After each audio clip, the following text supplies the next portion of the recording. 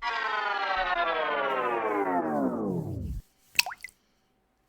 people, good morning and welcome back to Reaper Pro Tips with me, your host, Ann, disembodied hands, Quindy, disembodied beard, John, and a sulky puppy who broke out the screen out of the door yesterday, so does not get her open rear door today, and she is quite sulky. Quite sulky. Well, if Miss Princess hadn't popped the screen out of the bracket of the door, she would not have this problem right now. But this is what happens when 70-pound dog goes wham, wham, or hits it with her head, right, when she's trying to get a squirrel. So I'm sure other people with dogs that want squirrels and have screen doors they understand my pain. Xylophone, thank you for a 49-month resub. That is super fantastic. Thank you so much. You know we appreciate it. And then Clavicus, 42 months. Yay! Also awesome. Thank you so much. All right, let's see here. Nope. I'm on vacation next week, Crows. Next week. Yep. Yeah, Pupper is a force of nature. That's toddler hamster to this. Yep. Oh, bent the frame. Yeah, she didn't bend the frame. She just popped the screen. You know, she broke the screen on the bottom. So we're gonna have to get a new screen and learn how to fix it. Right? Oh, you put your ears up for them. Yeah, I saw those ears. Yes, we're talking about you. You and your dysfunction. Yes, you and your dysfunction, monster puppy. Monster puppy. What's gonna happen when you have puppies of your own? Are they going to be monster puppies too? They are, aren't they? Yes. Yes, it's true. Whoop. Got your nose. Hello. Good girl. That's my Keekers. Yeah, you get to see her on the big screen now. Yeah, you came at the right time, little Keeks. Came at the right time where you get to be on the big screen instead of the tiny screen. Yes, my girl. That's my girl. Yeah, and so many of them, and she's freshly brushed. I brushed her all out yesterday. Boy, there was a lot of fur stuck in her tail. Glad I got that out of you. There were huge mounds of fur coming just out of your tail. Explains why it's so bushy, but she's so soft right now. I just want to pet her. The brushins. Good girl. Yeah. All right, can you off? Good girl. Oh no, the box attacked. Snooze at 10. Good girl. All right. Boop. Okay. All right, sweet girl. I love you. Can you go and be a good girl this morning? Yeah. It's work. She's like, oh, I want the weekend again. So yeah, we leave on Saturday. So there will be no Ann stream. We'll see if I actually get... I named my stream this past Saturday, last stream for October, or last October stream. So hopefully, even if I don't get a title screen up on my Twitch, people will come in, look at my last stream and go, oh, no more streams for October. Okay, cool. I hope. Fingers crossed. I hope to have the time to get a screen up, but we'll see, because there's a lot to do this week. A lot to do to get everything set. Patreon and notes, writing up a full regalia of what to do for our house sitter, who's coming on Thursday to give Kiki a walk, and I can run him through some stuff. Yeah, it's all sorts of stuff. So I've got a long to-do list this week, plus just making sure we're fed and clothed and generally that the house doesn't fall to pieces. This is my hope. But I have something exciting. Oh, I have such exciting for you guys. Anybody who's lucky enough to be on this stream right now gets the exciting. So once again, I was peppered with a request, and this has happened over the last 20 plus years, right? And why don't you write a painting book? I wish you would write a book. So instead of going, like I usually do, I sat down because yesterday I got all my dog stuff, most of my dog stuff, completely squared away so that I can hand off my job on the board to the next person. And I also sent out notes to my coachees letting them know that I was canceling my coaching tier. So that's going away in December. So it feels like this huge weight is off of my soul, and I have time. So this morning, I was thinking about, okay, well, maybe I need to talk to Reaper about this, because they did Doug's book, so maybe they need to do my book. But then I thought about it. I'm like, you know what? I'm an independent author. I already own software for book layout. I already know a company that would print a high-quality color book for me because of all my author research. They do actually work both in the UK and in America. I could do it all myself without learning anything new except for one small thing, which is how to put, images into my text layouts. Yeah, it's next week. So, like, that is kind of the thought. And this works because the reason this came up, I'm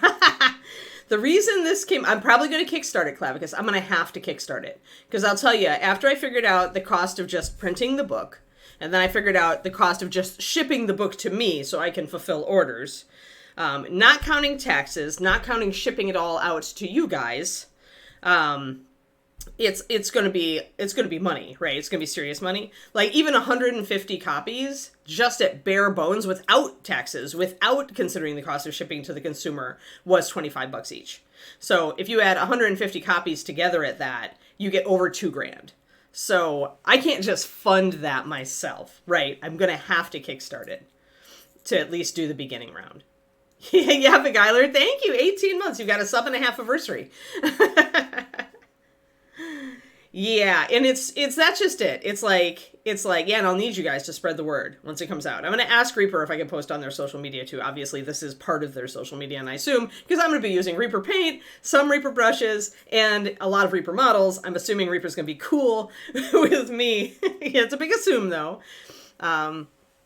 So I need to spread the word so that we make sure that, you know, we can at least cover whatever and I'm going to set my goal low. Like, I've learned that much, right? I really want to do it, so I want it out there. And the thing is that once I have it produced through Book Vault, which is the company that is a print-on-demand, it's a very high-quality print-on-demand, no hidden costs, really good reputation, and a lot of the indie authors I know who teach use them.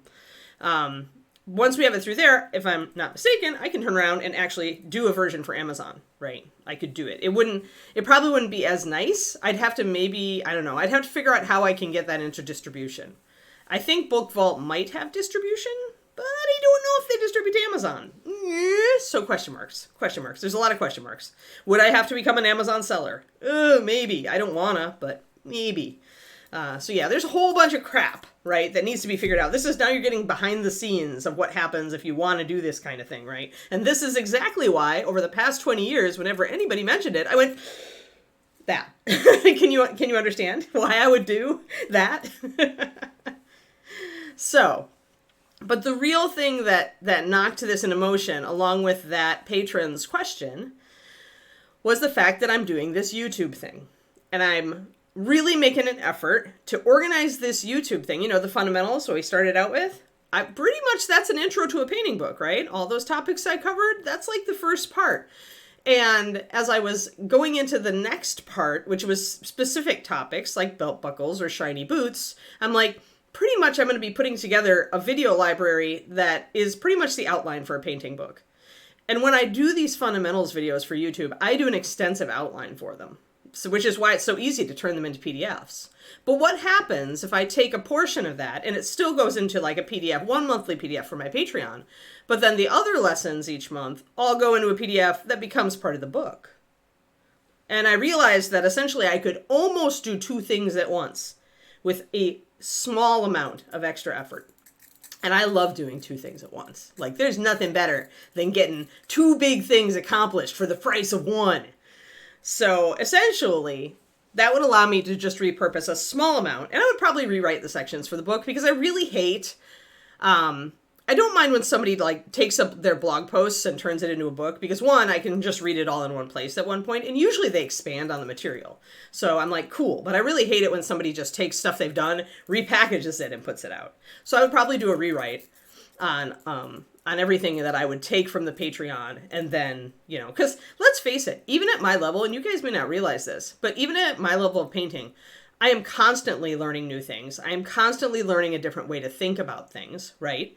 I'm thinking about productivity. I'm thinking about things from different angles like mindset and stuff like that and how to teach it more efficiently or how to teach it to reach people to make it appear simpler, right? To break it down so the fear factor goes away. And that's always evolving. So like Patreon stuff that I did 4 years ago, I would rewrite significantly today, right? Because I've just learned different things, and I've maybe this isn't like, maybe I've got a better way to teach this or a better way to put it or phrase it, or I've got more examples to give, things like that. So you needn't worry that if I am repackaging Patreon material that it would be the same. It would be edited and redone for the book. But it would allow me to get more done faster, which would also be great, because it's going to take me a year easily to do this. Because I actually priced it out at about a 250-page book. That's about the size of the FAQ books, about a letter size page, and full color. So, of course. So yeah, so this is a big project, and this is my first day, but today was the first day where I sat down and actually investigated the print-on-demand source and realized that they will print what I want for USA, so I can do it. And I'll probably look at a couple other POD places, because maybe there's another place like that would let me do even higher quality, but that would push the price up, right? Like you can do a coating on the page, stuff like that. But that's one, they won't do it in the USA. Like the printer I'm looking at is mostly British, but they've expanded. So I don't know. So there's lots of question marks still, but today I actually got a price, a $sign on it, right? Like, can I actually do this at a minimal level with what I have right now? And the answer is yes. So I have to take a closer look at the pages in like Kirill's book and Arnaud's, the FAQ books, because those are really nice books. Oh, probably next year. And I've learned from Reaper, I probably also want to talk to Ron, go down and just chat with Ron about Kickstarter, find out who's doing most of, Reaper's Kickstarter work these days, and just have a chat to make sure I'm not forgetting anything, right? Because the stuff that can sneak up to kill you as a little tiny Kickstarter person is significant. Things like taxes and shipping costs, right? So I think I can get ballparks on a lot of that. And also I've got to pay myself, right? Like, I've got to track my hours as I write this book, assign myself an hourly rate, and then factor that into the total cost before I figure out what cost I'd offer it at retail and then what discount I would give you on the Kickstarter. Right? So, no, I don't know. I mean, if Reaper just said, maybe we run it for you, then I'd be like, well, I don't know. We got to figure out logistics, right? Then it's the problem with having... Okay, so the great thing about having somebody else help you run a Kickstarter is that it's a lot less work for you and a lot less investment. Like, I wouldn't have to be online every day working on Kickstarter. I'd probably have to, like, finish Patreon stuff in advance so that I could take that whole month off, essentially, except for the Kickstarter. Probably would run a shorter Kickstarter, like 18 days, not a full month. I don't think it really needs a full month. But having somebody else do that is a lot of load off of your plate. The downside is that you have to pay those people. You can't just ask Reaper to do it for free. So, yeah, see, that's the thing, Pendrake. It's like either I do all the work myself and all the money comes to me, my business, or I have Reaper do it, and then it's different, right? Then Reaper gets a cut of it, which is worth it, right? Because it might be worth it because, like, then I don't have to worry about XYZ. It really depends, though, because if I want to use this particular printer, this particular POD printer, Reaper probably has sourced their own POD printer. But maybe they could do something even better. Or maybe that person's probably in the States, things like that. So there's so much that you have to think about before you actually pull the trigger on this. Yeah, exactly. Shipping, because it's so expensive to ship internationally, which is why, it might just be like a USA Canada Kickstarter, and I will essentially put it up on, like, they'll be able to actually order it from their local bookstore after the Kickstarter. But then they don't get the discount pricing. So then it's like, well, that's the problem. That's the problem right there, Agent Marvel, is what do? Do you, because then when you do give them the shipping cost, it's immense. And they're like, I hate this shipping cost. And it's like, I can't give you the discount on the shipping cost. I'm giving you a discount on the book, right? So which do you go with on this is a hard question, right? So let's mix up some stuff for Mr. Ghosty Mouse while we're doing this. I think I want to do the black today. But yeah, international shipping is brutal as a cost. And it's far more expensive. And you've got to make sure that your costs are, you either have to say, we're going to charge you actual shipping, which is, I think, what most Kickstarters are doing now is like I know that Brandon Sanderson's was like that. I just went in for the Stormlight miniatures one. And I bought the big figures. But it was definitely we will charge you shipping when we're ready to ship, right? When we know the shipping cost. And I think people still complain. And they're always going to complain. But it's like, you got to figure, okay, so are people going to complain more if I don't offer them the Kickstarter?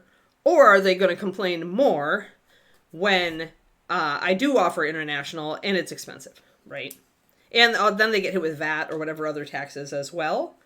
Whereas if I just like make the Kickstarter more like North America and say, hey, if you're outside of this area, just buy it when it comes out. You can order it from your local bookstore. Because I really think that Book Vault distributes internationally. I think they hit a fair number of countries, which means that a bookstore can just order it from Book Vault and then you can just get it in your country without having to pay import tax, right? Archon do their chaos because that they charge shipping once they know how much shipping is, yeah. And that's an extra step and it's extra work. And that's where having Reaper's help would be instrumental, right? Okay, so if this Kickstarter is little, I can handle it. If the Kickstarter is big, then it becomes a lot more, right? Suddenly I'm overwhelmed. So that's what I have to think about too, is do I need help running this Kickstarter? Because is it going to get overwhelming if I have an unexpected amount of demand, right? I have no idea what to expect. I'm making puddles of paint. I'm making Phantom Glow. 2 puddles of Phantom Glow. I'm going to put some black into this one. And then I'm going to have my straight Phantom Glow, and then I'm going to have my white. So, I don't know, Pendrake. I don't know. See, the thing is, yeah, I could go for the help. But part of me is very entrepreneurial and wants to figure this out herself. And I think the big thing for me is I have all the time in the world right now to think about it, right? And to figure out how much it's going to cost. In time and in resources. So I am inclined to do things myself. I mean, look at me. I'm indie publishing, right? And that was a big learning curve. But so many of those skills that I learned in indie publishing fiction also apply to nonfiction. Like I said, I already have a layout program that would handle the project. I already know how to use it. Right? So some of the big things that might make other people go, I can't do this, I already have. So then the only thing to learn is all of the other crazy stuff that can go wrong.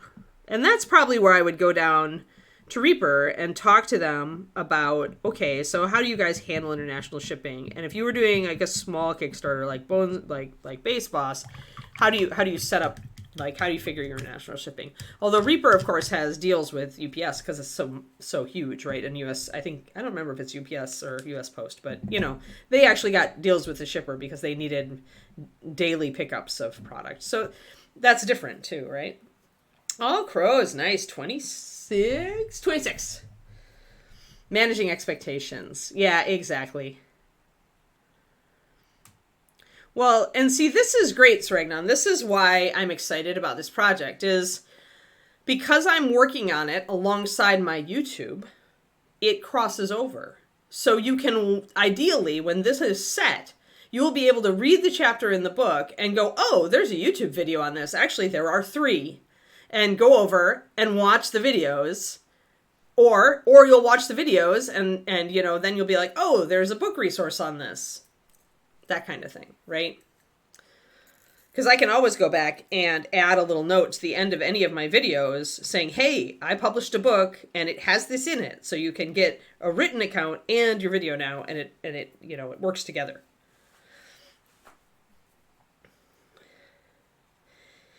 See, Pendrake, I am that. I am ask someone who knows, but then instead of having someone who knows do it for me, I am I do it myself. I'm a do-it-yourselfer kind of person, unless it's so far out of my bailiwick and I just am not interested, right? So, like plumbing. I'm never going to learn. I'm going to call a plumber. I'm going to call a roofer. I'm going to call whoever. I'm going to call the guy to do my yard. But if it's a thing that I'm interested in, like Kickstarter, then I'm very inclined to do it myself. I'm inclined to ask the experts to make sure I'm covering my bases, but I'm inclined to do it myself.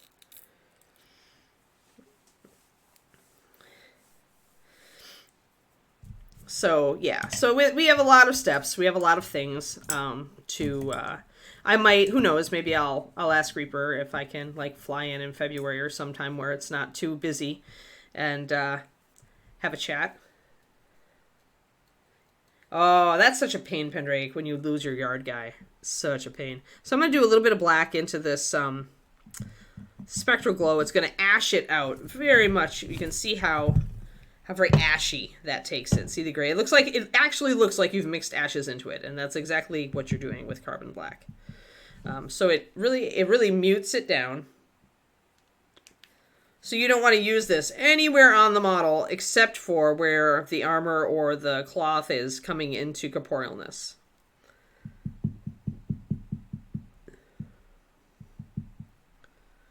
All right.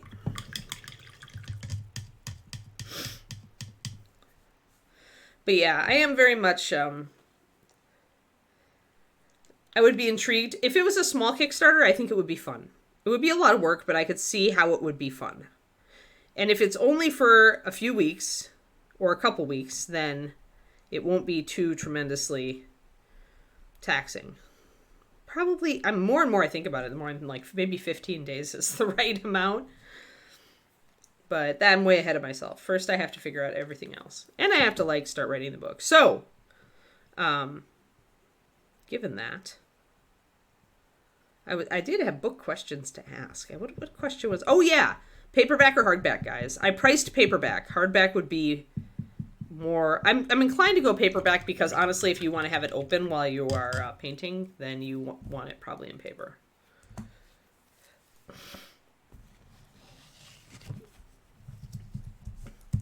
If I was in Britain, I could do it spiral bound, but that makes the price skyrocket. Plus, then your book falls apart. Not so good. Back in the old days, we used to think that we would want miniature painting books as spiral bound, but really, not really, when it comes down to it. There's too many problems.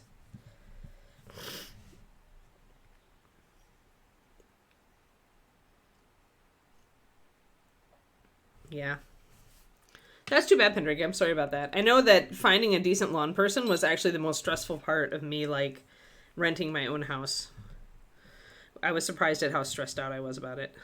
But it was hard to find somebody good who wasn't super expensive because I was on a super budget at that time after the divorce. So I'm going to start out with my ashy color.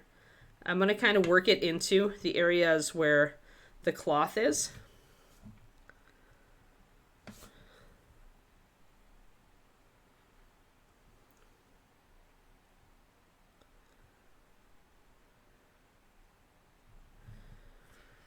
But yeah, so I'm going to probably resource my Patreon for, like, suggestions and input on this project as well. And you guys will get asked, you know, here and there for input because you're my Twitch fam and it's cool. But yeah, we'll try it. I'm willing to give it a go, guys. I'm willing to give it a go. And I was never willing to give it a go before. And the thing is that even if I give it a go and I, like, totally, like, run out of oomph on it, I'll still have all the work that I had put in up to that point. And it's never lost at that point, right? It's like I can always go back to it. If this coming year bad stuff happens with, like, health or who knows what, right? If bad stuff happens, I can always put it aside. And it's not like I can't come back to it. So I'm just going to go up here and I'm going to start putting in some black. I'm going to grab my intermediary color, this ashy color, and start moving that in. I'm going to blend the spectral out. Oh, Pendrake, yes. Okay, maybe I didn't make that clear. That's why it would not be, it would be, sorry, not 2020. It would be 2025. So it'd be like a year and a half. Well, a year out is fair. It's like putting into early 2025. No, you don't get how I work. It has to be done before it goes anywhere. Like, I wouldn't even talk to Reaper until I was finished writing this thing, guys. Because it's too easy. Like, what if one of my parents gets really sick? And then it has to go, I can't just throw that out the window and do the Kickstarter, right? No, the book needs to be done, no matter how long that takes, no matter how many other catastrophes intervene. And that also gives me a very long time to research all the aspects of what I'm doing. And decide if I really want to do it myself or if it's better to hire somebody. I also have talked to David. David might not want to lose me for 2 weeks. I talked to him a bit about it yesterday. He was happy that I was excited about painting and Patreon and all of this potential stuff.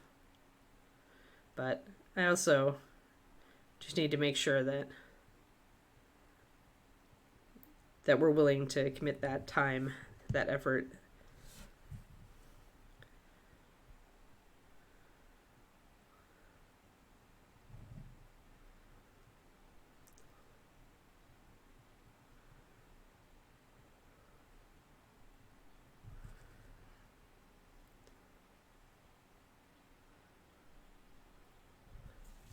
Yeah, because I don't have the really big danger. The biggest danger is that it would be big, right? That's the biggest danger with Kickstarter. Like, everybody thinks they want that, but in actuality, you really don't want your Kickstarter to go huge. You only want it to go huge if you have all of the groundwork to handle that.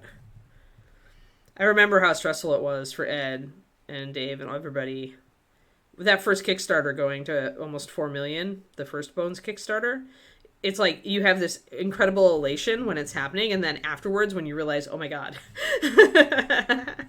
that's when reality hits you in the face. You're like, maybe this wasn't such a good idea. I have no illusions. My book will not go that much. I was kind of looking at, okay, if I sell 1,000 copies, that kind of thing.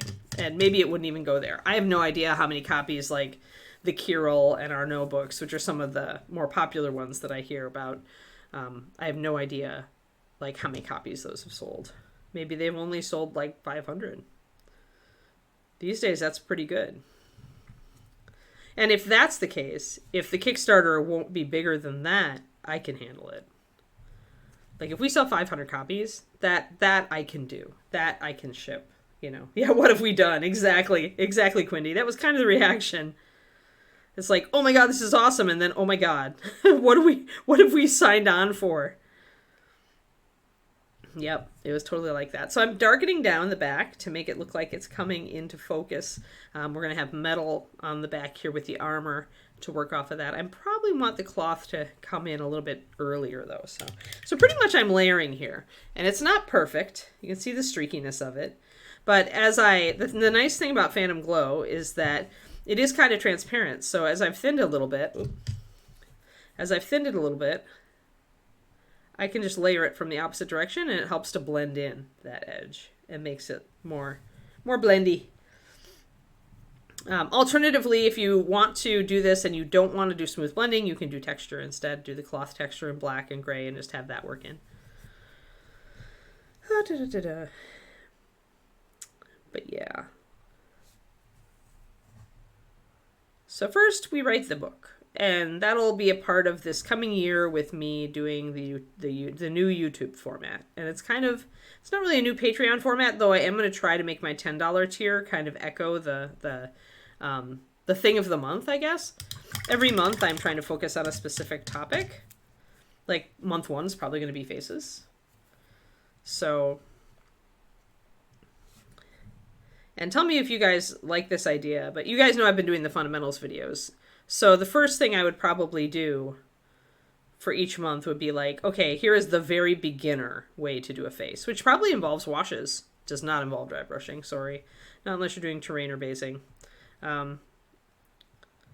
But like I'll do very, very simple, very elementary, and then probably just a couple of extra tips that can make a beginning face look better, right? And also give opportunity for like brush control practice and stuff.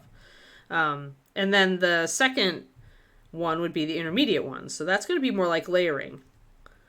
How do you do your layering? How do you do better eyeballs?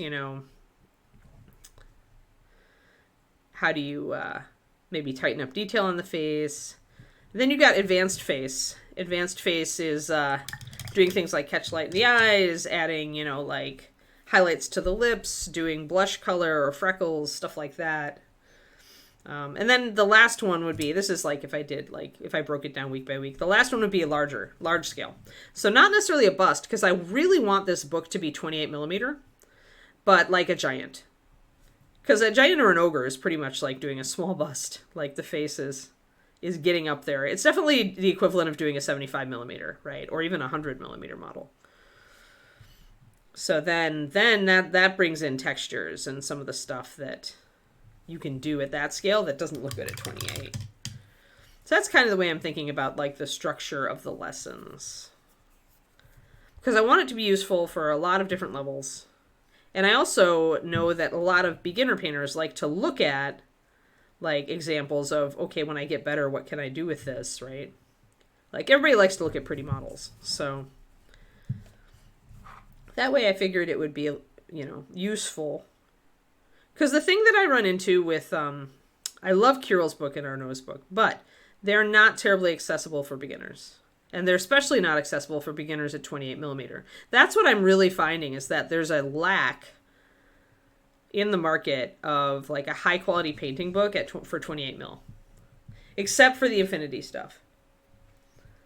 Would you guys agree? Or do you think I'm not on target there? Because I'm interested. A lot of you have more time to like go around the internet looking for resources than I do. David wasn't convinced that a book was the way to go until I pointed out that, both of us learn better from reading, which he had to agree. And a lot of people look for like written materials to go as kind of a companion to video materials. But what's a good, if you're looking for stuff that you want to learn to paint 28 millimeter, other than Reaper's Learn to Paint kits, what is out there? Is there anything? Am I missing something?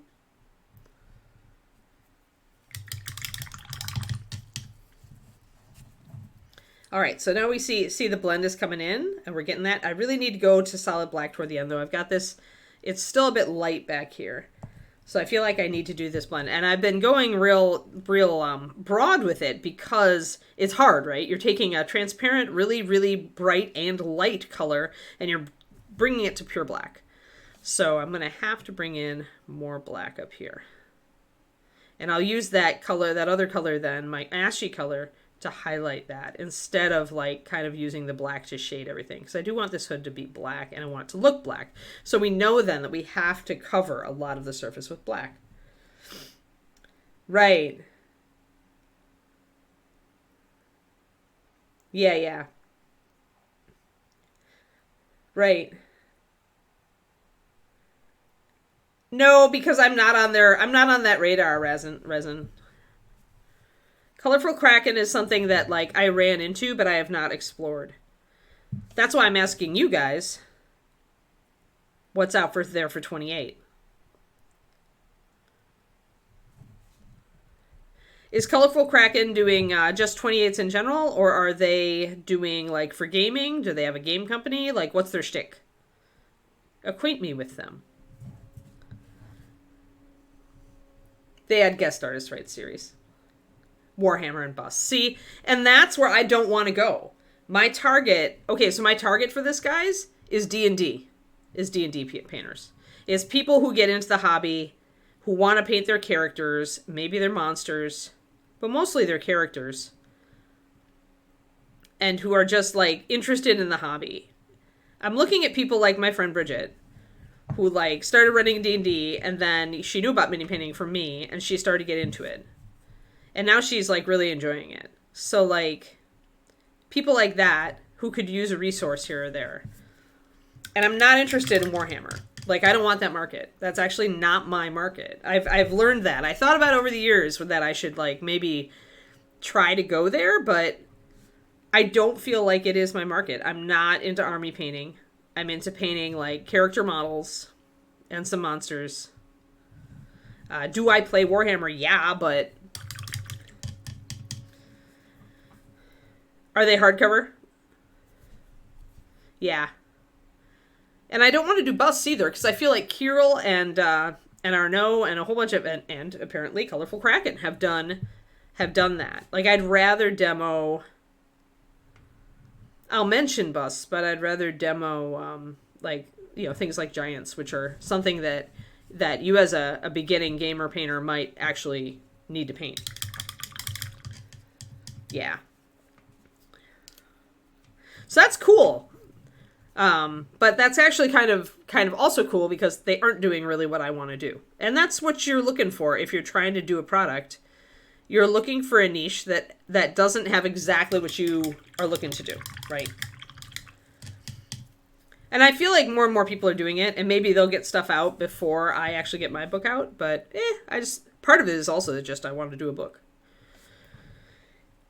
It's been ages. I started outlining my first painting book, guys, when I think in like the second year at Reaper. So in 2004, almost 20 years ago, I started making an outline for a painting book that just I ran out of oomph. I got burned out, and then the paint department started going haywire, and so I started being in there all the time.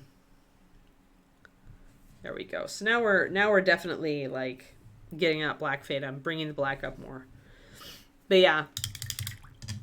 So that's cool. And then there is also that even if like 3 other companies do come out with miniature painting books, even like D&D painting books kind of thing in the meantime, everybody teaches differently, right? And that's why I would still want to put something out, even if there were a couple of other books that are kind of targeting my audience.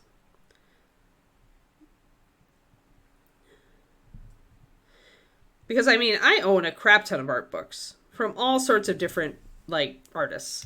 And I always like looking at a new one because if it's got a really different style, right? So that's where I think that there's still room in the market. If I start now. I think if you keep going a few years down the road, then kind of your opportunity may have passed as far as being one of the first out there with painting books geared toward player characters and stuff.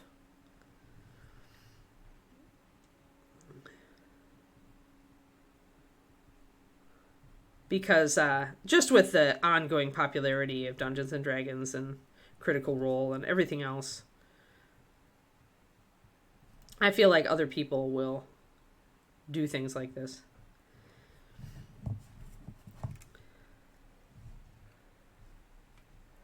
Yeah, different perspectives. Like I should show you guys the pretty book that I just got.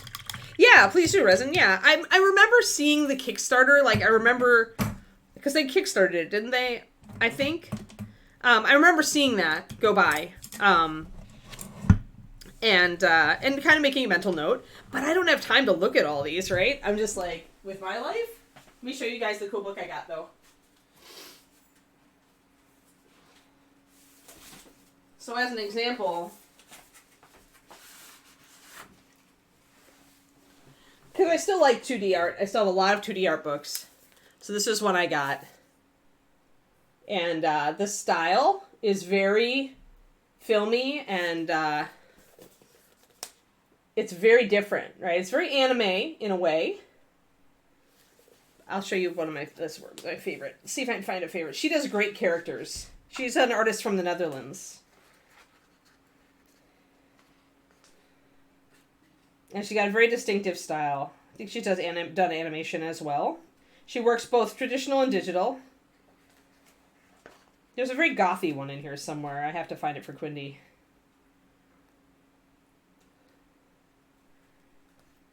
But she's got a lot of... Oh, she's got a page of foxes. Ha ha ha. But let me see if I can find the Quindy one. Oh, there's a very Quindy one. This is a very cool one, actually. It's about choosing her chapter on it. This is about her process. This is specifically her book about... Let's see here. You'll like this one, Quindy.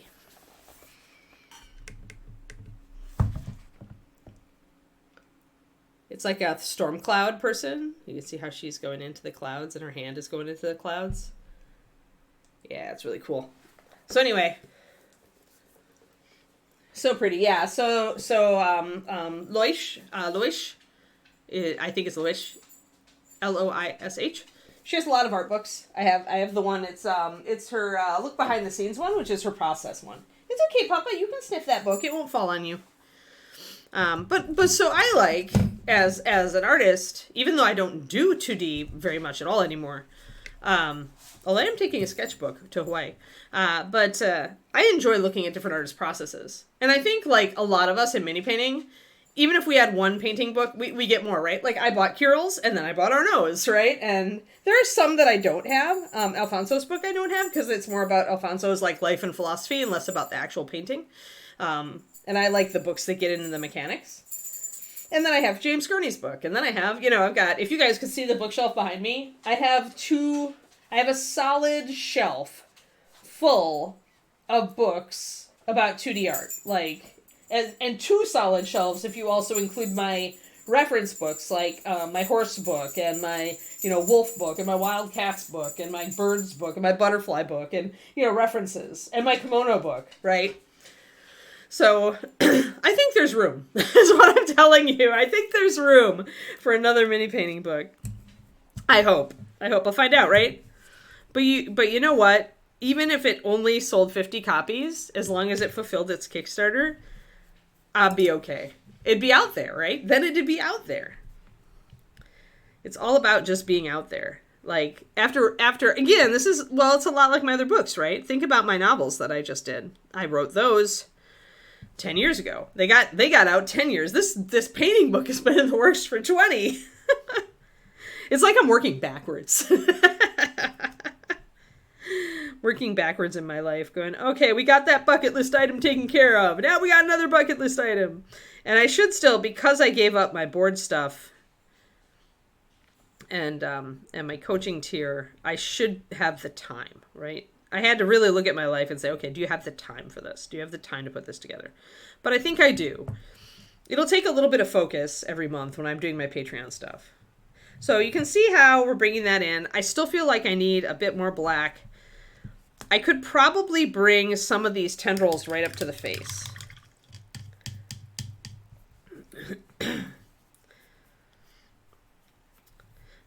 So I can use maybe my ashy color a little bit underneath this overhang here.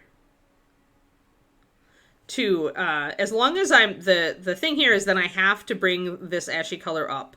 Like I can leave streaks of this phantom glow material, but I need to bring the ashy color up, because if I'm using it to shade this, what I'm doing when I put in a shadow, guys, is I'm saying that this hood has mass. It actually is coming, out of the ether.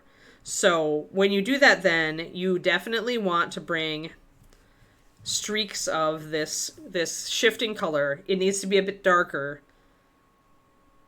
than the pure phantom glow. So you can kind of go and bring it up. It's nice because this hood is kind of chewed up, so you can take advantage of that to bring this color forward. And just leave less and less phantom glow until finally I've just got little tendrils of phantom glow, and I might need to redo a couple of these. But yeah, it is really it's like a perfect storm of like freeing up time in my schedule by giving up the things that don't really feel right to me as far as my alignment, my personal creative alignment goes. And having to essentially outline what would be a video painting book for the YouTube, because I'm, getting all excited about putting more content on that. So, yeah. David is fascinated in how I oscillate back and forth. He's like, you get really excited about your writing and you like hit it really hard, and then you get really excited about your painting, and then I'm watching you hit that really hard. He's like, it's really interesting. I don't just I have a lot of passion for both, but I can't put all my passion into both of them at once, right? I have to my focus requires that I have, and there are people who can. People with a high adaptability and a high, there's stuff that essentially makes you able, I think strategic adaptability would probably be the most like strengths combo that would enable you to focus on many things at once. But with my, I have focus very high, and that requires me to be on one track at a time. Yeah, working backwards. I know, Zachariah. Well, anyway, that's my plan, guys, and you'll be able to like get updates and watch me kind of try to execute on it. Today, my part of my goal today is actually to sit down and kind of map out how my months will look as I'm trying to do this different stuff. Because I do like planning. Like making lists and planning definitely gives me energy pennies. And it also lets me visualize success, right? If I can plan it, I could see how I could do it. And it sets me up for success. And then, much like with my writing, if in the middle of the plan I need to make adjustments, I do. And I think it was the hardest for me, and maybe some of you are like this, when you've got a plan, you're like, oh, I'm going to stick to my plan, and then stuff comes around to derail you, and you're like, oh no, and you just totally lose focus and get like blown off into the ether for a while until you can come back. I think it's good to maybe just understand from the beginning, you're going to get blown off course. Something's going to happen. Your house is going to like need a new foundation. Your dog is going to get sick. You know, or your kid, or your parent, or you, right? Stuff is going to happen that's going to blow you off course. So the people who are really good at it, like, build in time. Like, they build in extra time where they're like, you know I could do this in less time, but I'm going to give myself more time because I know stuff is going to disrupt me.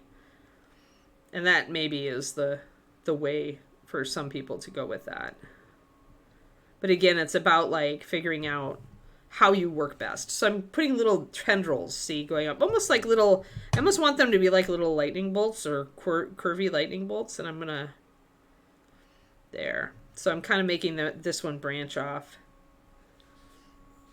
Yeah, see, I know I can't plan a year. This has been interesting because I've been trying to do that, Zachariah. In the last year or two, I've been experimenting because some people can't. Like, some people have brains that just don't work that way, and I am one of them. So what I have seen, though, is that I can plan a month, and that I'm very effective in planning a month. Like, if I know, for instance, a Patreon, right? I have 4 tiers. I do 1 tier's content each week. And then I start prepping the next tier. But some people can do that 5-year plan and thrive on it. Like, it's how they need to go. But I have tried it, and the problem is that part of my brain loves flexibility, and part of my brain is also always looking for the best way forward, not necessarily the planned way forward. So, like, if I make a plan, and then halfway through the plan, I see, oh, I can make this so much more efficient by doing XYZ instead of ABC, I will instantly go to XYZ. And that will shatter, like, the structure of the plan. Yep. Well, some people really thrive on and the nice thing about doing the 1 year, 3 year, 5 year plan is that it kind of keeps you on track, right? It at least reminds you of your bullet points that you wanted to get done. And I have found that a year plan will work for me if I do it like that, if I do it a bullet point. For example, right now I have a year plan, right? I'm planning to write and publish North of the Wind in either February or March. April if something weird happens and the world gets crazy, and then I'm also planning to write and publish South of the Stars this coming fall, or next coming fall, so about a year from now. So I've got very large, like, bullet point goals that I know I want to do, and I've written those out. And I've also written out, I'm taking July off because we're probably going up to Seattle to visit David's mom for her birthday. And, and I tend to do better writing if I can take at least a month to kind of just regenerate energy. Because winter is my like, hardcore writing. I'm full bore. All right, so there we go. So you can kind of see, I hope, the little streaky things I've done. And that just kind of makes it seem like energy is flowing. And now that I've got those little lightning bolts, I can also take my black, maybe thin it down a little more, and darken down some areas around it. But yeah, so I can see, and part of me is always kind of like, gets a little anxious when it's thinking about a 5-year plan. It's like, But if I don't set a 5-year plan, I'm going to forget all these important things I want to do before I'm X age, right? I think as you get older, you get more like attracted to those plans because it's like, I want to get to Paris within the next 5 years, you know, stuff like that. So I could see how I could utilize that way. There we go. So I'm going to darken a little bit. I've thinned my black down so it's not as strong, so I can effectively layer with it. And I'm going to kind of reinforce some of these little lightning looking things that I've done. The energy. And that's going to help me darken it down and make it look more black. Like it's definitely looks like energy is flowing now. And once we bring the metal in and the metal is solid, except for where it fades, this will look more convincing.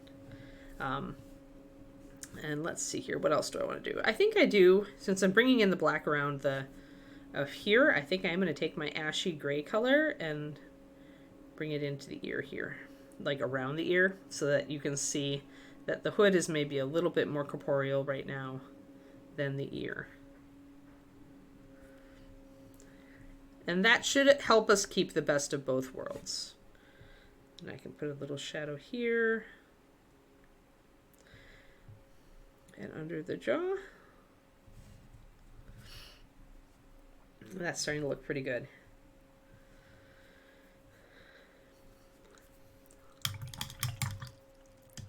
But yeah, so there we go. And I guess with the Kickstarter thing, I am planning technically 2 years out. And that's, I guess, we're planning. That's the sweet spot, I guess, for me, is really if it's any more than 1 year out, or even more than a month out, it's bullet points, right? It's, you know, this task needs to get done by this month. This task needs to get done by that month. But with the painting book, I'm leaving it very freeform. Because it's like, I know I'm trying to add this mammoth task onto everything else I do. And I don't want to be hard on myself. And that's important too. And especially with painting goals and stuff. That's why I'm always like, you know, start your Reapercon entries pretty early if you can. And don't treat it like a Reapercon entry. Just paint it because it's fun. Like, it's almost better if you've got my kind of brain. If you don't set out to paint the competition entry, you just sit down and go, you know what do I really want to paint right now? And then you paint it to the best of your ability. And if it turns out great, you enter it, right? And that takes the pressure off of you, both to get something done within a certain time frame and to paint something specifically for competition. Now, if you have the kind of brain that thrives on competition, and there are those people, or is very achievement motivated, then, you know, giving yourself deadlines can be a boon to you. And like challenging yourself to paint specifically to competition can be a boon to you. But some people's brains get very scared at that. And so it's good to kind of figure out your own thinking on some of this stuff. If I ever go too dark on the lining here, like I kind of did around the face, this is a little dark here, see it? So let's just take a little bit of our Phantom Glow. This is the nice thing about having kind of a translucent paint. And we're just going to paint it right over that black where it went a little dark. And it's going to show us the shadow and it's going to take it right out. So you can see that. Do you see the little streaky energy stuff? We'll bring in a little bit more black here. And we're going to bring in some white too. But I do want the face and the ectoplasm to show up lighter than the other stuff. But I will use a little bit of highlight on like around the face areas.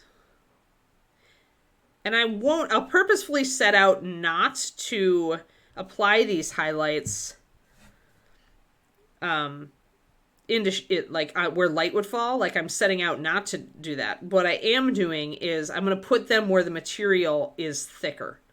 So this is like bulging outward. There's more cloth here. That's where I'm going to highlight. Because that's where the ectoplasm or whatever, in my mind, the spiritual energy is thickest.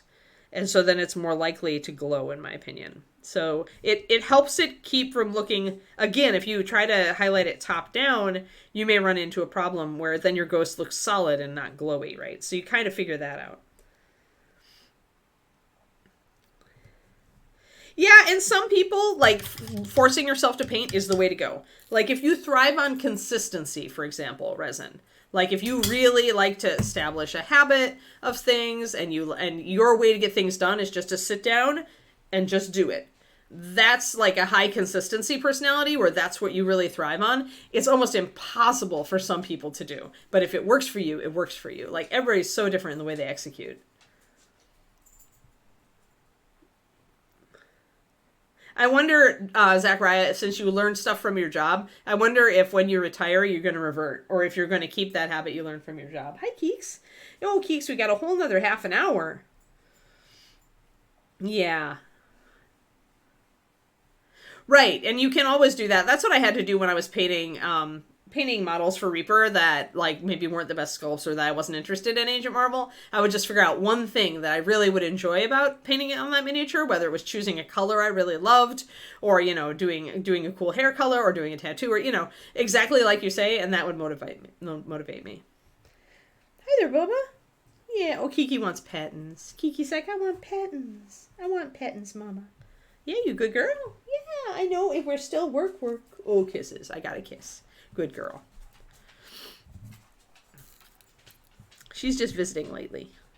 All right, so we got thicker there. So we've got some thicker stuff up here along the top, but it's not consistent. So I'm going to grab my my white that's mixed with just a tiny bit of Phantom Glow. Yeah, she's such a sweetie.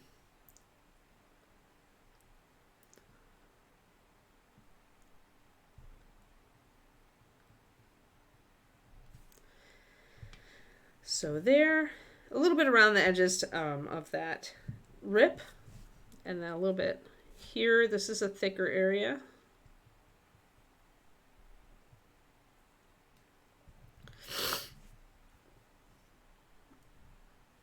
But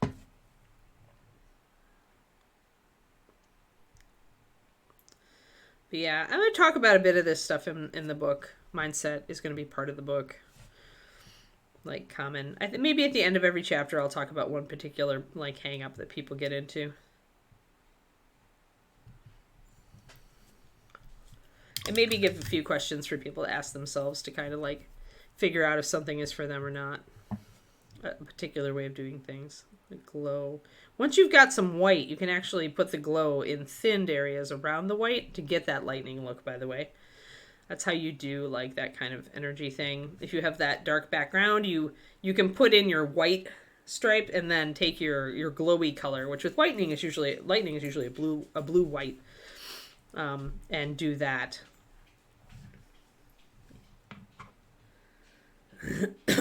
Right, exactly. That makes sense, Zachariah. Yeah, I mean, some of it is bound to stick, right? Just because your brain has gotten used to it, and it's how you work.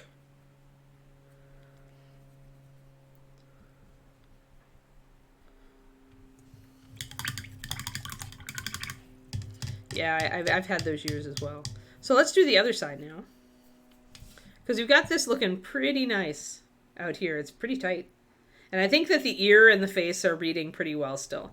In fact, adding in some of the black has made the body of the mouse, the spectralness of it, more convincing, I think. So now we'll go to this side. And we're going to take our ashy color. Hey, warning you. It is going great. We are working on our ghostly mouse for the Halloween month. Sadly, I'm going to miss the next week because I'm on vacation. So I won't be able to like finish all of my spooky things, but we'll probably just continue painting the spooky things into November. It would be very me, Quindy. It would be. And that's what's important. I've learned that from writing my novels. Is that these days, it's like, it's so hard to break in anywhere that you may as well be you. Like, you may as well capitalize on you. You are the brand. And, like, I was listening to a thing on AI the other day from a couple of my favorite writer teachers. And they're like, the thing that AI can't do is the really individual, like, subconscious stuff. The stuff that is really you, right? Like, right now, AI is pretty bland. So they really felt like that it would benefit writers to draw less on writing to market and more on, like, really what their own personal, like, cool factor was. Because there was definitely a right-to-market movement there for a while on Kindle. Because if you put out a book, like, you were just going to sell it because the market was underserved. Now it's very different. The market is glutted with stuff. So standing out is more important than writing to market. Although a lot of people still write to market with a lot of success. And I think with a painting book, again, just because you tend to like having a different take on something is valuable, that would be a good selling point. And it would be me. It would be very me. If I can get, I really want to get, I hope they redo Christmas Night and Christmas Eve. Like, I've been wanting to paint those since they came out, but I would really love them in Bones USA because they're really, kind of really nice models. So I'm hoping, they didn't have them out last year, and I couldn't order them. But if we can get Christmas Night and Christmas Eve for this year, then I will paint those. And, you know, I'll try to maybe paint a couple of Christmassy models. And we did last year. We did, remember? We did Kitty and the Christmas Tree last year. So, I usually try it. I try to, like, find one or two that I like.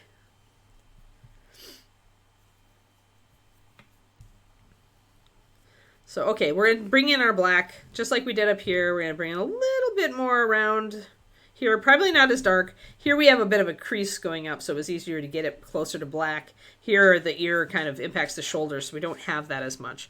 So we can't get quite as dark, I think. Bunch of Bones USA of old. Good, Sir Gambit. Then there's a high chance that Christmas Night and Christmas Eve will be part of it, and that would be great. I would love to paint those suckers. They're great models. So fingers crossed. Fingers crossed. Oh, Ice Fairy. Yeah, that sounds up my my alley as well. So that's great, and I can't wait to see it. And I'll just have to order a lot of models.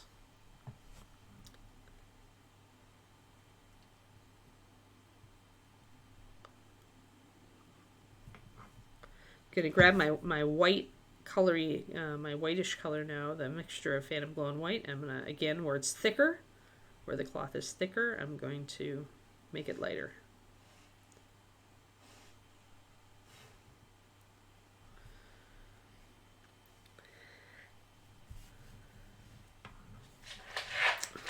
Kiki, boop boop. Hey, no claws, Bubba.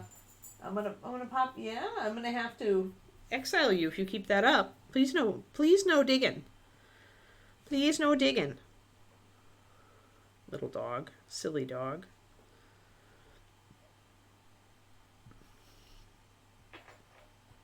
I was playing my city builder game last night, and I got invaded, and they killed a guard tower. And then my people all started to starve because I forgot to plant more farms. I'm not very good at city building. I think I named it Worcester because I figured it would be the worst city ever. Yeah, I don't know, Crows. Special edition, no link, yep. Yep, you just have to wait for the holidays. All right, so I'm going to take some of my black, and I am going to bring that in here. I think I'm going to do the black.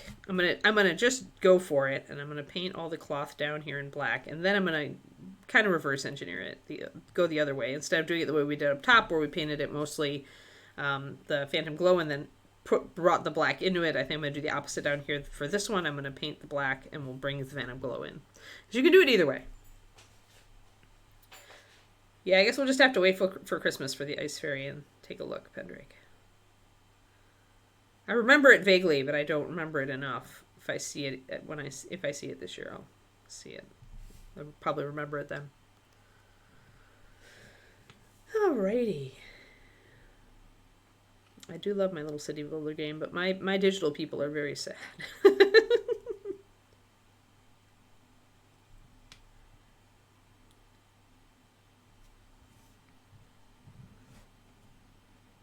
Ah.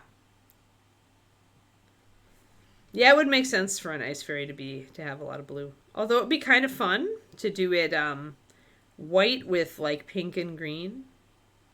I think that's how I would do it. If I get one. Kind of almost pearlescent, kind of sparkly, crystal kind of way. Okay, so I'm getting that black in there really strong. Then we've got buckles here. We've got a lot of metal. And the metal probably needs to be black because we want to put some metallic over it. You always want a base coat underneath your metallics. Although, actually, we're not doing metallic, are we? No, we're not. Because it would make the glowy factor not carry. That's right. I keep thinking metallics for this model. And normally it's just the kind of model I would do metallics on for 28. But it would severely impact whether we can successfully make this look phantom. So instead, I'm going to get out some gray. Where is a good... I think I want carbon gray. I want a nice dark gray. So carbon gray is our charcoal gray. It's later on in the line, 9318. I highly recommend it. It's a high coverage dark gray. Makes a great fast black. It's done to... We experimented with it and tried to make it exactly the gray. So if you put a black wash over it, it'll look like a dirty black robe, for example. So it's a fast black color. If you do a lot of washes, if you're painting on dead armies or something like that, charcoal gray is a great base for that. Black wash, and you're pretty much done.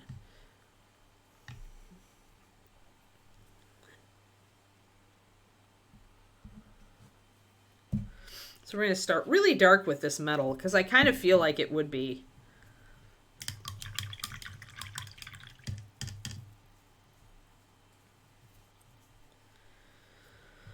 I just feel so refreshed today, guys. Getting some of that crap off of my plate on the weekend was just really, feels really good to be giving up on stuff that I probably should have quit a while ago. But sometimes when we have things in place, we're afraid to quit them.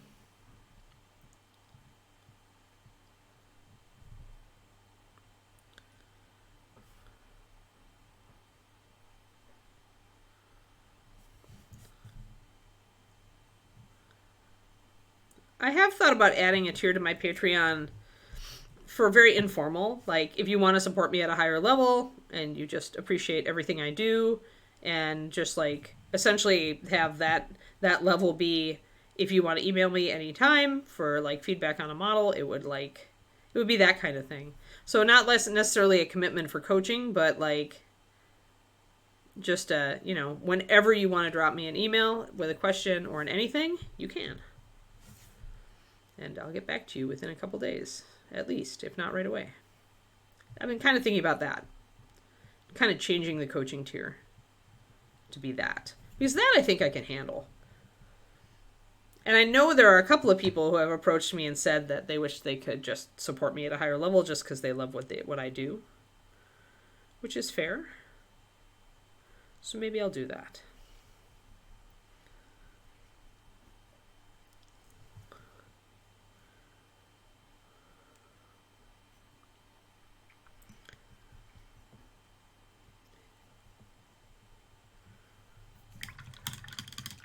Winter Fairy, yeah. Yeah, I vaguely remember the Winter Fairy. So we're going to start with real dark and undeady. And we'll use a dark brown for the straps.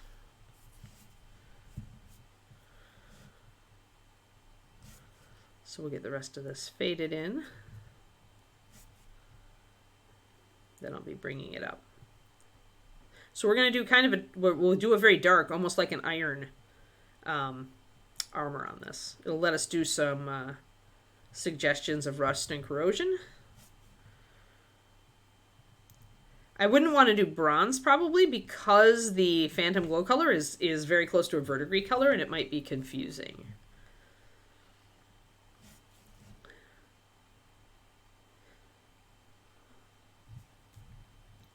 And I'll choose to go back up into it even though I know I want a lot of Phantom here. I think I'm going to do it all the way down. Much as I was like, maybe I'll make this whole last plate kind of Phantom-y. Maybe I will, but I'm going to do the NMM first, and then I'll bring the Phantom energy in. Because the thing is, even when I'm doing NMM, I can use the Phantom Glow as a highlight color. So essentially, instead of bringing up my highlights with a white or an off-white, I can bring up my highlights with Phantom Glow and still hit it with a pure white for the shiny bits, but have the Phantom Glow be like the light.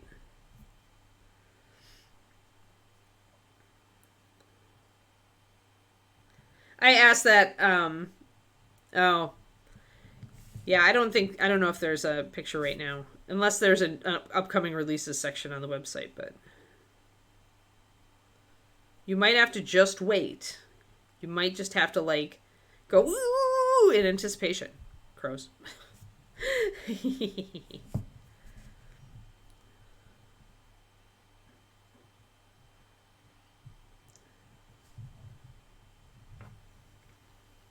Oh, and the painting book would totally be both Reaper minis and Moonlight minis, I think, because I really like Christine's work, and I would love to feature it.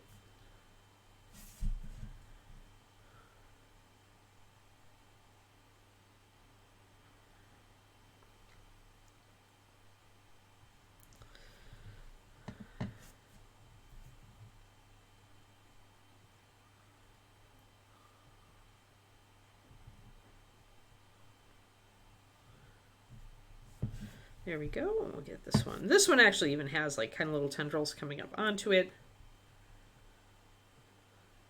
Yeah, I just remember seeing the a picture of it at Reapercon and going, "Ooh, I want that one." We'll probably paint it on stream. Don't worry. I don't think we've never done a Dragon Folk. I only have done one for my first paint along I ever did on the Patreon is a Dragon Folk rogue from Dark Sword.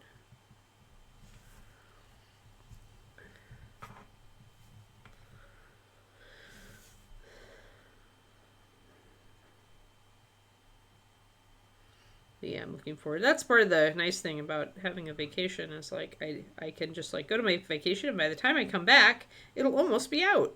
The dragonkin will almost be out.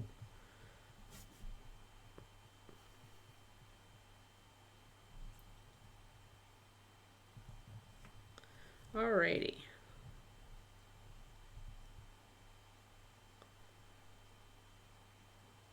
There we go. Alright, our little mousey is getting there. We may have this glowing out as well, but not yet. Like I said, for the NMM, I think my tactic is really going to be paint it as NMM, but highlight it with the glow color, and then do some layering to make the tip look like it's like wisping off into energy. Yeah. Yes, Quinty does not control the content for Reaper Live.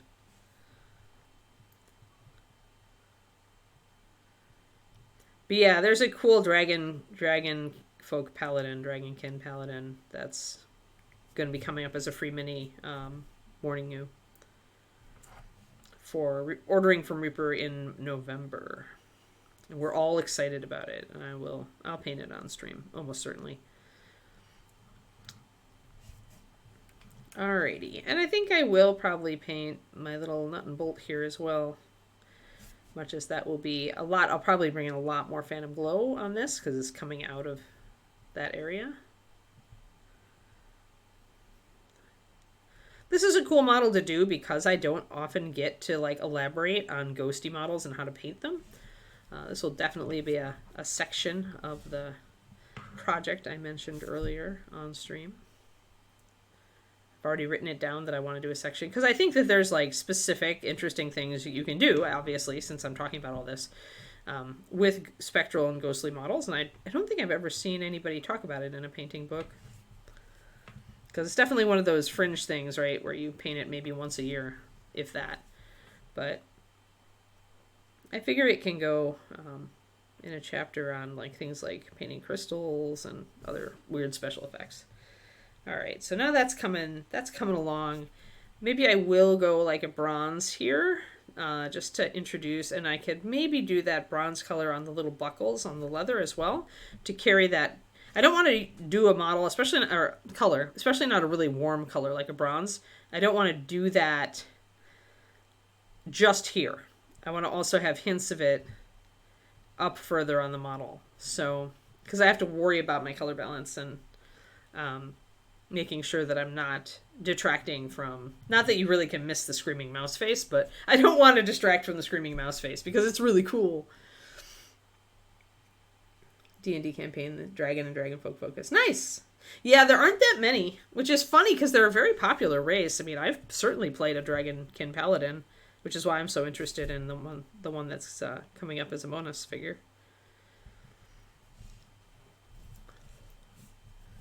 Yeah, the little skeletal mouse hands are great, huh? I like this model. This is just a fun model. And then we get to paint his companion. But, you know, by the time we paint the companion, it'll be like coming up on December probably, or toward the end of November. And that'll be fine because she's more generic. She's less spooky, right? She's a town guard / undead hunter. So I think it's a she because I think she has boobs. Mouse boobs. Mouse boob alert. Yeah, and long hair. I guess, but who knows? Anyway, this Mousling is a guard. They are a guard.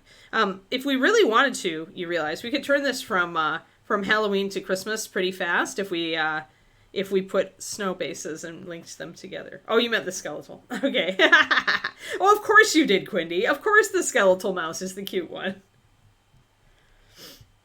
I don't know about chapter. Have you ever looked at James Gurney's books, Pendrake? I really love the way he does it because he doesn't so much do a chapter, but every 2-page spread is a specific topic. And for some things, like ghosts and crystals, like they're a specific thing, but you couldn't do a whole chapter on it. But you could do 2 pages on it. So I think maybe for the kind of fun stuff chapter, as I've kind of written it down, the fun stuff, chapter maybe every 2 pages, or if it takes a long, more than that, every 4, like just to make sure that it's like, I just really love the way that James Gurney does it because I feel like that makes the lesson very accessible. You've got 1 page on Moonlight, or 2-page spread on Moonlight, and he manages to give you examples. He talks specifically about the color that Moonlight typically is, and after he's discussing it, because you have the examples, you can see what he means. So I really, of all the art books that I own, I think James Gurney's books, Imaginative Realism and Color and Light, are I like the style of his teaching a lot. It's why it's always been my little secret, wish to get him to Reapercon.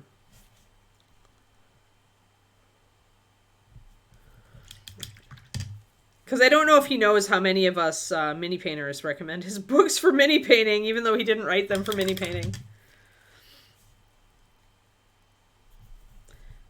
But he's also, pretty world-renowned, so I don't know if he would be interested in doing, Reapercon. He's also a pretty cool guy, though.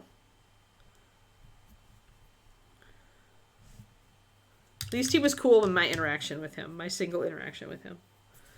But, alrighty. So let us, since we're coming up on end of stream, I'm going to start bringing in ghostly energy to bring up the edges of the cloth down here. And I'm also going to bring some of this black up into the cloth, the hood, right next to the other part of the hood. So I want to create a transition area. So we'll take our ashy color and we'll start working some of our really thinned black up into that. It's just layering, pure and simple.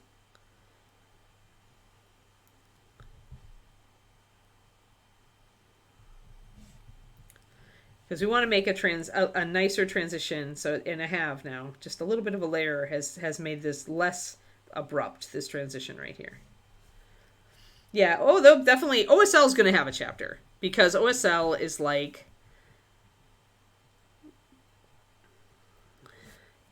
but to do OSL, oh, bye Crowley! To do OSL crows, it's actually better to start with just zenith lighting. Because once you kind of get the idea behind zenith and you can envision your light source overhead, then you have kind of the foundation to build on that with OSL. Because then you just have to turn that on its head and imagine the light source coming from a different direction. So, the first thing to do, if you're interested in learning OSL, and like me, you don't have an instinctual grasp of light like David does, the first thing to do is to start doing zenith priming and to kind of really use that to inform your knowledge of how light falls. It's not perfect, but it's a decent simulacrum. Also, I should get word points for using simulacrum in a casual sentence. And I'm going to grab some of my black because I didn't quite get all of this down here. There. All right. Anything I've missed, got to get.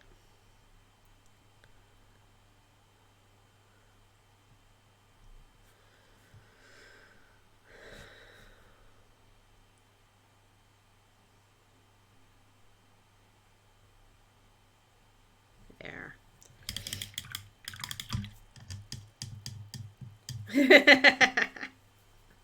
Word points, man. Word points.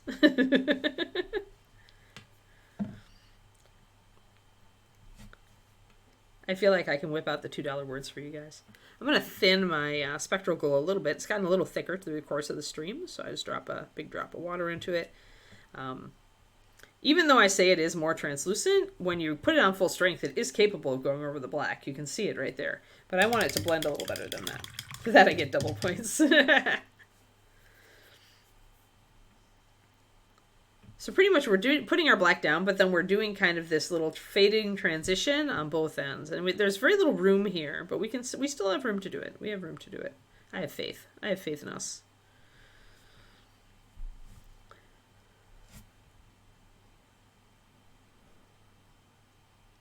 So I'm using some of my ashy color and some of my straight spectral glow to start bringing up the edges of this that are right next to the spectral body.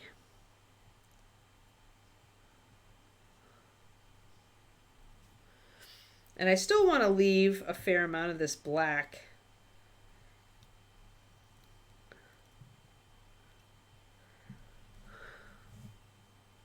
Although I may put a bit more tendrily stuff coming in just because I've done it up here. We'll see. We'll see. I like how the face looks with this right now. I don't want this to look too weird, so we may have to bleach it out more than I think we will. But we'll see. We'll see.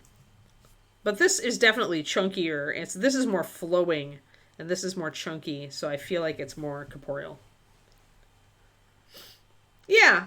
I mean, gems are not... Gems and crystals are essentially the same. Except when gems are round, and then it's the classic, what I call the classic Games Workshop way to paint a round gem.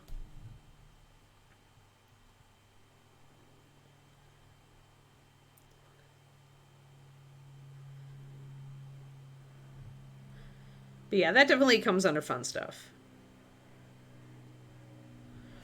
Fun stuff is all the weird stuff, right?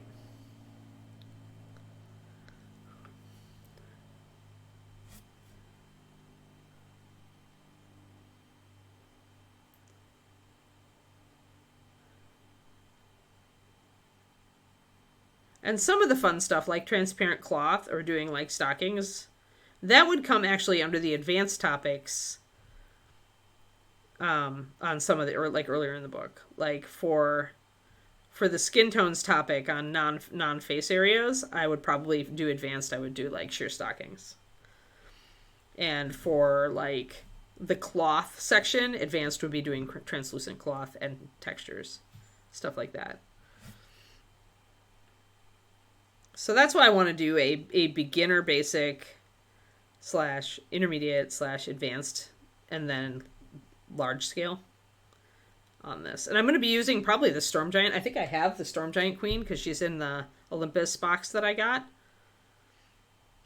So I'm going to be using her for the book.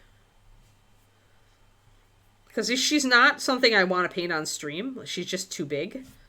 But she has a lot of different stuff on, like her. She's got the hair, she's got the skin, she's got a face, good face.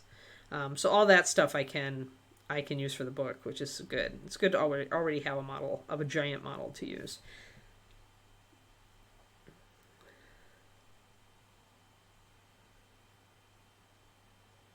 Right.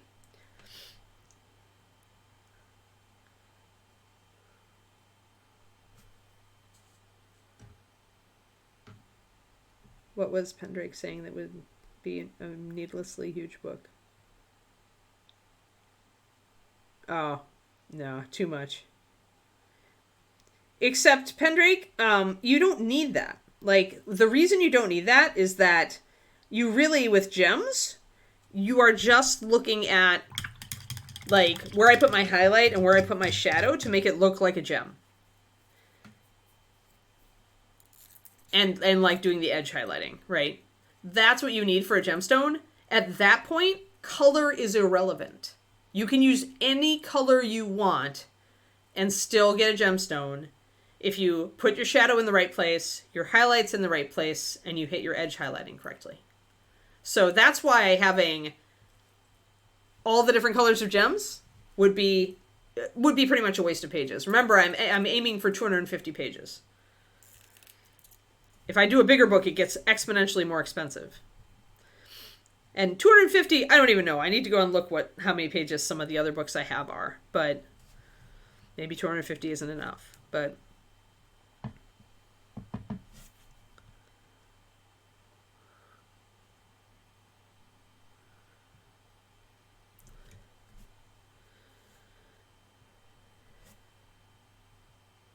I did notice that the paper I chose was 80 pound, which is going to be nice.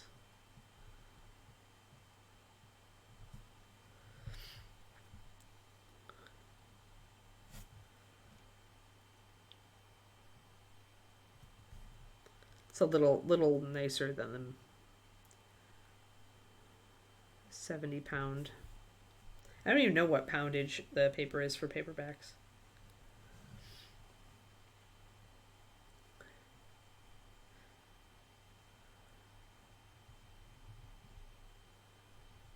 Right. Yeah, valid for Scrabble website. Yeah, I can see that. I haven't played Scrabble in a while. I used to like it. We just don't really get... We have board games sometimes with friends of David from long ago. Like, they all work at the company David works at now, but they actually were on, like, a high school math team together. So, like, they've all ended up here, which is really funny. But we sometimes do board games with them. But we usually aren't doing things like Scrabble. We're usually doing things like more like adventure type games, like Arkham Horror or something like that, right? I forget what we just did, like a House on the Hill type of spooky game, haunted house type of game we just did last time. It's fun. All right, a little bit more here.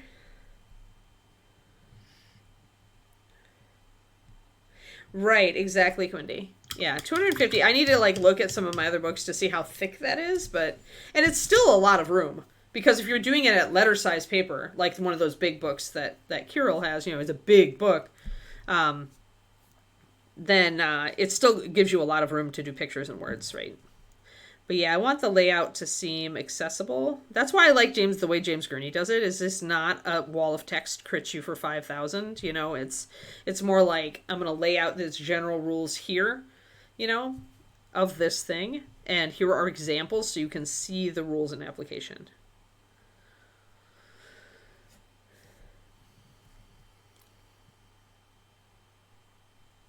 Okay. Getting a little bit extra bright toward the edges here of things. That'll help us bring out some details. Man, I am getting so excited for my trip next week, guys. Been sitting there perusing my Oahu guidebook. We're going to have a car, so I really want to drive around to different beaches and stuff and see different parts of the island. It's not as variable as Big Island was, but it's still like you have mostly like really calm sandy beaches on the west side, and then you have some really scary beaches on the east side. And like when we're gonna be there, the surf should be up in the north part of the island. So we're gonna go up there for a day. I'm just so looking forward to it. Like, I love Hawaii so much.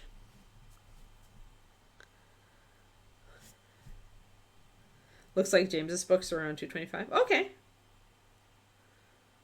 That's fair. Maybe I won't even need 250. Like, maybe I'll be able... I want to make it pretty concise. I don't want to... I do write long, though. I know I do. So I'm going to have to edit the heck out of myself.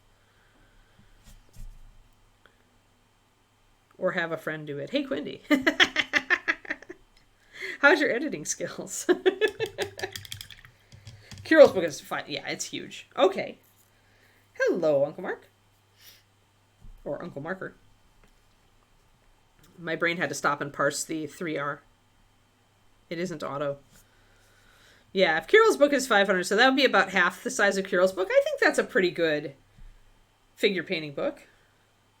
Yeah, North Shore is always... Well, apparently, like, during the summer, it's, Waikiki actually does have some really cool and actually very beginner accessible surfing, but we're going a little late for that, so... But yeah, I believe you that North Shore is always more waves than Waikiki. There's probably different types of waves too, right? I just can't wait. I can't wait. Can't wait. Can't wait. Can't wait. So exciting.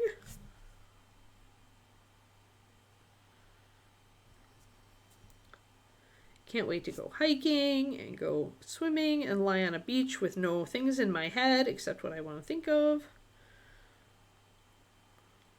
And be out in the sunshine and watch sunsets. Oh, I can't wait.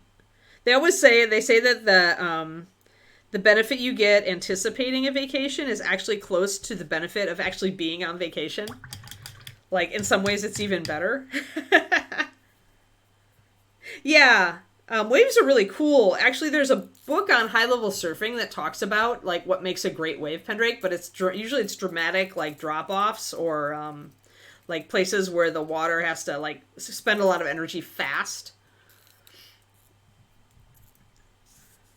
Whereas if you've got a long slope, the water generally expends its energy. It doesn't give you those big pounding waves that the mega surfers really love. I can't remember if it's a book called The Wave, but it's about like high level surfing, like competitive surfing, and how like the 40-foot waves, like it's about that. And it's crazy. It's a cool book though, and the pictures are amazing. I don't remember the name. I'll have to find it. But if you're interested by that sort of thing, it's a really cool book. It's essentially the author went and hung out with like one of the top surfers, like one of the most famous surfers. Essentially, went around with him to various places and learned a lot about like the water science and freak waves and giant waves, and it's cool. It's a cool book. I am scared of water, at least big deep water, and scary waves. They've always won. Like when it's been Anne versus Wave, the wave has always won. And so I am not a big fan of being in the ocean, but reading about it is super awesome. And like just looking at those like pictures of 40-foot waves is enough to give you the heebie-jeebies. Right, Kiki? Heebie-jeebies. Oh, look, we've gone long, Keeks. We've gone long. Oh no, we've gone too long. Come up here and say, hey everybody, you have to let me take a walk. I'm sorry I have to interrupt this stream, but... Oh, belchy today, huh? Gassy. Did you eat your belly steak? Is that it? But yes, Kiki would like you all to know, this is the walk police. The walk police are here now. Yeah, good girl. Is it walk time, Bubba? It is. Alrighty. So yeah, so I have to stop babbling, much as I love babbling with all of you. And hey, we got some cool stuff. Like, I really like how his hood is coming together. And we've got a lot of the stuff, Why, Kiki? And we've got a lot of the other stuff blocked in, but I think he's looking really cool. And this is starting to come together too. Underneath. It still looks like it's becoming corporeal, but it also, and it has mass, and part of that is the lining. But it also looks like it's kind of got spiritual energy still on the edges of it, and that's exactly what I was aiming for.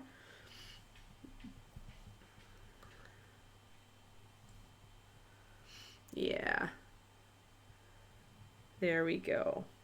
So yeah, that works great. So tomorrow we'll be back to, I hope I grabbed the right miniature this morning, but I think I did. We'll be back to Vampire Barbarian, whose skin tone is really cool. Really, really cool. So we'll probably paint his hair and start blocking in some nice reds on some of his cloth and leather. Figuring out where colors are going to go on him, but red is definitely going to be the punchy color.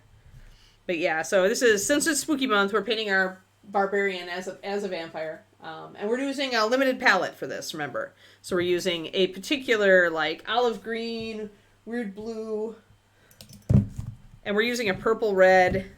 Like, it's kind of funky. So, like, limited palette painting and that.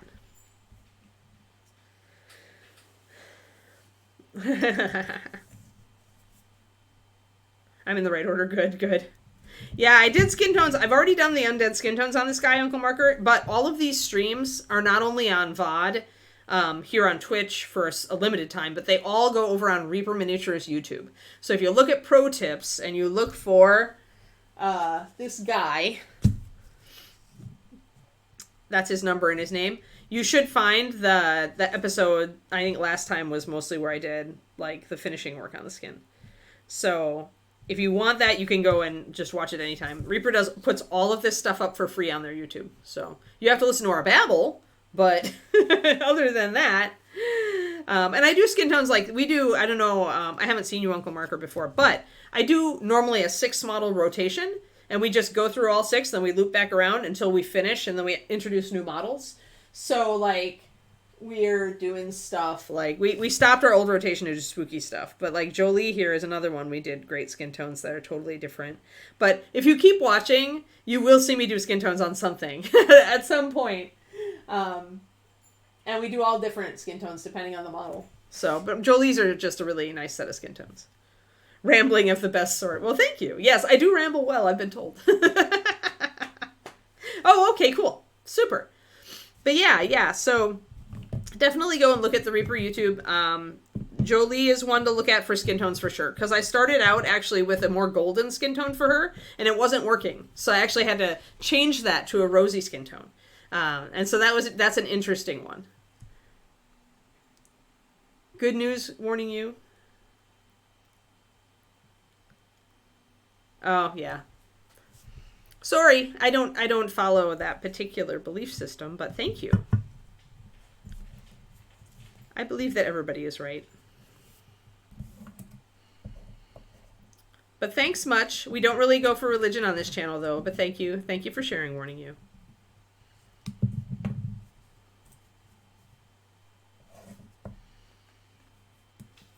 All right, guys. I think we'll close, and tomorrow we will be back with a Undead Barbarian. Because why not?